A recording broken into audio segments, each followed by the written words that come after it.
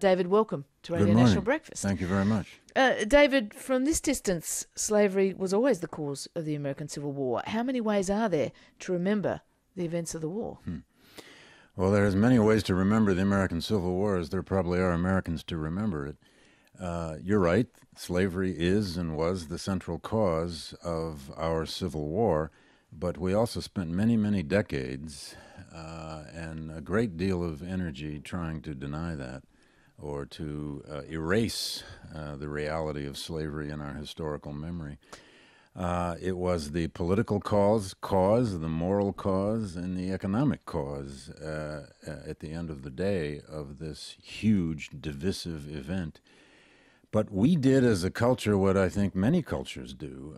If you want to reconcile after your bloodiest, most divisive experience, you probably engage in some degree of denial of the central cause at the heart of it. I think a lot of cultures have done that.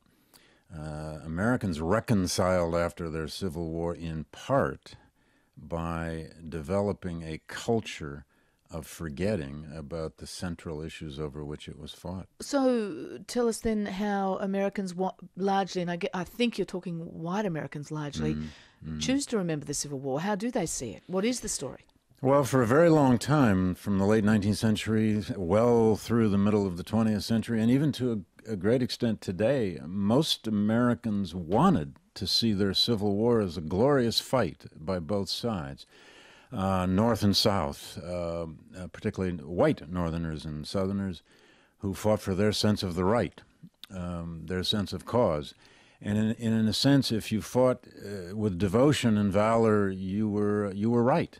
And we built thousands and thousands of monuments all over our landscape, north and south, and some of them even west of the Mississippi River. So the devotion and the valor becomes the story, the courage, the bravery of the individuals without any aspersions being cast over what you were fighting for. Indeed, it became a kind of military memory. It became a celebration of the valor of the soldier, which was a mutual celebration of North and South, a reconciliation around that sense of a band of brothers, in a sense. Band of brothers, mutual sacrifice, but at the cost of the rights and liberties of the very people the war freed, 4 million slaves, and by the turn of the 20th century, more than 9 million African Americans. And over time, we've struggled, and we are still struggling to face this part of our past, to fully face this part of our past. And as you've said, if Australia has had its history wars, which I know it has, Americans clearly have as well, and there's been no more vexing or difficult subject for us to face than our history with slavery. I want to come to that further in a moment, but just staying with this, the reconciliation in the story of North and South, within that, as far as I can tell, the South comes off pretty well too, doesn't it? Well, South even though it came lost. They lost the war, but as it provided a lot of the heroes of this story. Indeed. If the South lost the war, as the story goes, they tended to win the memory. And how did that happen? Well, was it a constructed thing? It was constructed. It was constructed by the political culture. It was constructed by the publishing culture. By the turn of the 20th century, 30 and 40 years after the war, Robert E. Lee, who was the principal military leader of the Confederacy, had reached the stage of national hero, almost equal to Abraham Lincoln, Ulysses Grant, William Tecumseh Sherman, the leadership of the northern side.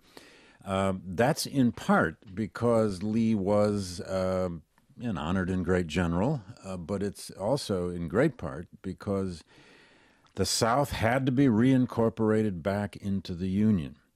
And in order for that to happen, millions of Northerners had to be convinced to allow that to happen. And what Northerners and Southerners, Northern whites and Southern whites, tended to do was to reconcile amongst themselves at the expense of the new regime of race relations that the Civil War created. You see, our Civil War actually led to the founding of a second American Republic. The first one was destroyed in that war.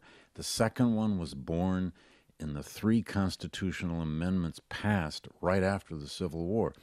the amendment to abolish slavery, the 14th Amendment, which brought equality before law, and the 15th Amendment, which brought the right to vote. And Americans are so proud of that, so proud of that notion of the equality within Yes.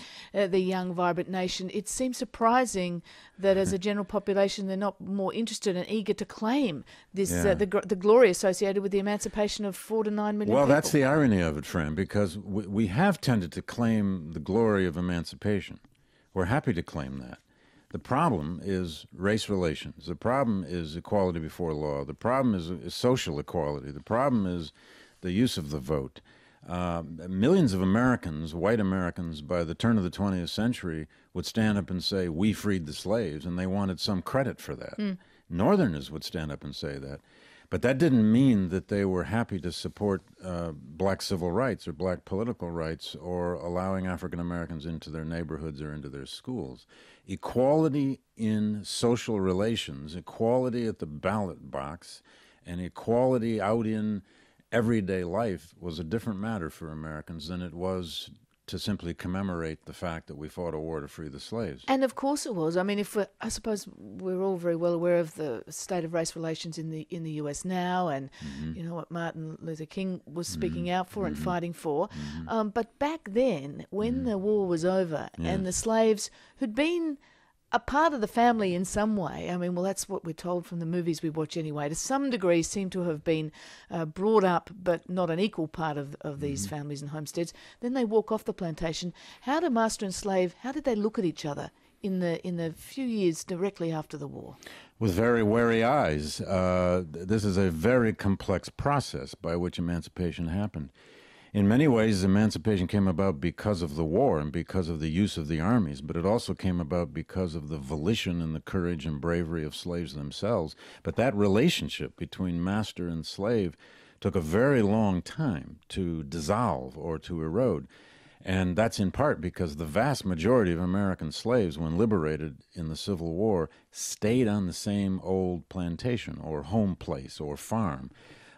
Some 80%. Working for wages instead. Well, working not at first trying to work for wages, but wages didn't work. It quickly dissolved into a system of tenant farming, sharecropping, because the South was a totally cash-poor society. There was no credit, there was no cash, and what really replaced slavery for about 80% of the freed people was a system of sharecropping or tenant farming.